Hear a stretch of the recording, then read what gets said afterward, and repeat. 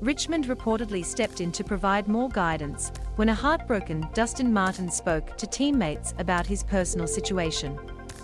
Dustin Martin reportedly told teammates he was uncertain about continuing to play in the AFL as he continues to deal with the grief of losing his father last year.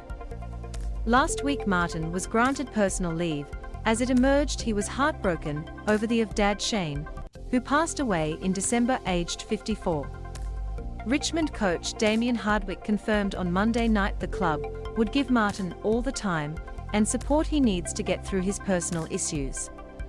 "I think Dustin's taking his time to figure out what he needs to move forward," Hardwick told AFL 360. "And as we've spoken about, he's had a really tough 6 months, none tougher than what he's had to deal with, first with the injury and then with the loss of his father. He just needs some time to heal. Grief is really like an injury, there's no two ways about it, you have to get some treatment to make yourself heal, and he's just taking the time to do that. His father was incredibly close to him, obviously from a parent point of view, but also his best mate, so it was going to take some time, and we're prepared to give him that.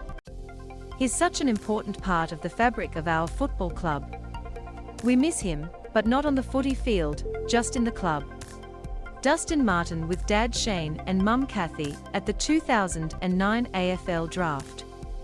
Respected footy reporter Caroline Wilson also said on Monday night the Tigers were concerned about Martin when he told teammates he wasn't sure about his future in footy, prompting the club to step in and suggest the 3-time premiership winner take some time away from the game.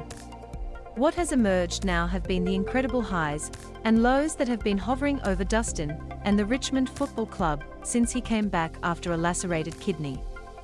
The massive weight loss, the shock loss of his beloved father, Shane, Wilson told Footy Classified. The club underestimated just how shattered he was by the loss of his father. Of course, he visited him so many times since he was forced back to New Zealand. What was happening was Dustin would turn up in great form and great shape one day, and then he'd turn up the next day, and he just wasn't there emotionally. And this went on and on and on for weeks and weeks and weeks. Dustin confided in some teammates that maybe he was wondering whether he had the heart to continue to compete at the highest level, and the club got really worried about this and forced a decision where they said, "Go away and get as much time as you need, because this isn't working." Martin is contracted to Richmond until 2024, and Wilson is confident he will make a comeback to the field later this season.